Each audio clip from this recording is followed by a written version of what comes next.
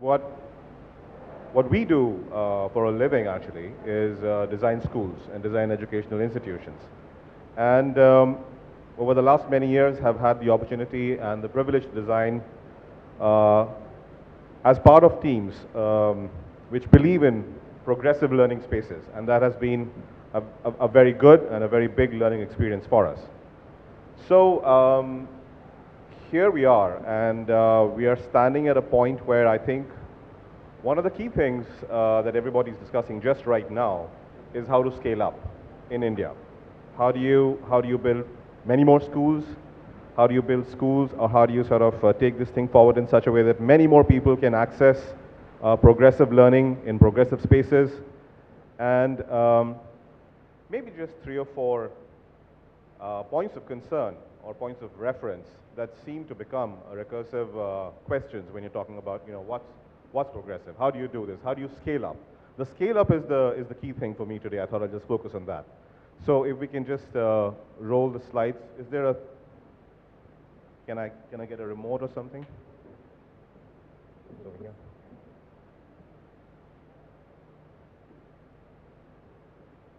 Scaling up. So, we're going to go and build a new school. You're going to go and build a new school, and what you're going to do? Where are you going to start? Are you going to start outside? Just change your frame of reference to the business of design for a while. Are you going to start outside?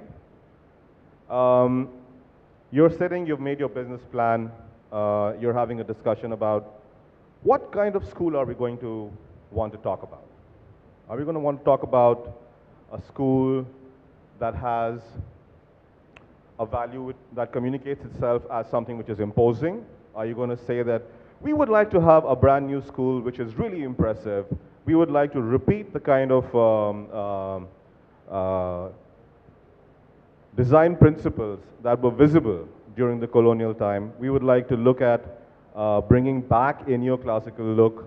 We would like to see this sort of imaging. Are we going to say, well, that's not really the way to proceed. When we image the school, we want to start just talking about how our school needs to be modern, how our school needs to communicate itself appropriately and chronologically for this age. Are we going to be talking in a manner that sort of looks at either of these values? And what we're going to say is, no, I don't think so. What we are looking at is being able to turn the whole thing, and have been able to, in discussion with and with the participation of a lot of progressive client bodies, work it out from the inside. I think the key to designing good learning environments is beginning to understand what is it inside the space that begins to engage the people who are learning in over there. The business of being able to switch from the idea of instruction to the idea of collaboration, I think, is the key driver that we have visibly seen as something of a change over the last 10, 15 years. And more often, we find that this is one point of reference that when we turn around, we can say, yes, this is one point of change, this is one point of reference that needs to be looked at very, very seriously when we are talking about where do we start, and how do we start, and what do we do. The second thing, which I believe is tremendously important when one looks at a country like India. Let's say, we used to have a very comfortable life once upon a time when we used to have people working with us who would say, can you design one school for us? And we'd say, that's a wonderful idea, so let's sit down and design one school. Now we have a situation where when we go into a conversation, very often we'll be asked, can you design 30 schools? And we're looking for a place to hide, because designing 30 schools, unless you're rubber stamping the school all over the countryside, it's a very hard thing to do. And it's also a big danger that I feel we need to sort of talk about as we go out of the situation that we're in, and we talk about getting more and more schools in this country. typical designs which are going to repeat themselves are a big danger point. We all know what the pitfalls are when you repeat something over and over again as a blind rubber stamp.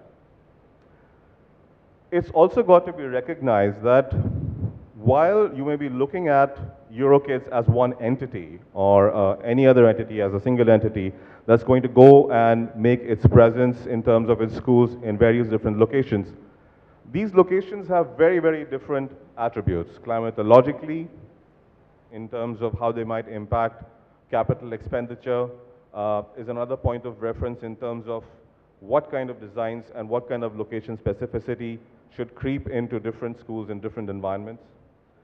And last but not the least, I think it's also very significant to recognize the fact that, you know, a school that responds ecologically to its surroundings, a school that is able to not only bring down the energy footprint, but is able to sort of become synonymous locationally.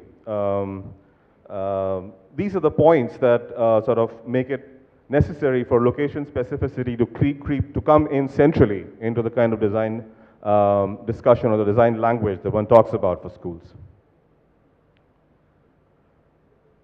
Then is the question of size, and this has been a very, very interesting conversation that we've been having across the years. And all that it's done for me personally is, you know, from a person who thought was reasonably clear about what kind of normative areas one should be talking about, I've become completely unclear. And the reason is that there's a lot of variation. You look at these numbers, and if I just say that on the, you know, let's talk about this as being the number of square meters per child or per student that you would use in a class, in a school. And you begin to look at the reds on either side, you begin to look at the yellows and the greens in the middle, you begin to find that although there is a clear green zone, and although there is now a reason to believe that if you're parking yourself in the green zone, you're doing the right thing, it's a pretty wide band. I mean, looking at an expense of 4 square meters per student on the one hand, and going across to looking at, let's say, 10 square meters per student on the other hand, translates into a situation where you more than double your square footage, you more than double your square meterage. And when you scale up, the temptation is always going to be, on a business plan model, that we would like to bring down capital expenditure to the lowest that we can go out with at this point of time, because we're not building one but 30 schools, unlike many years ago where building one school was the thing to do. There's a need for a discussion here which needs to be informed by 2 or 3 of the earlier points that I was mentioning. What is the meaning of collaboration? What is the meaning of changing a learning environment from one that focuses on,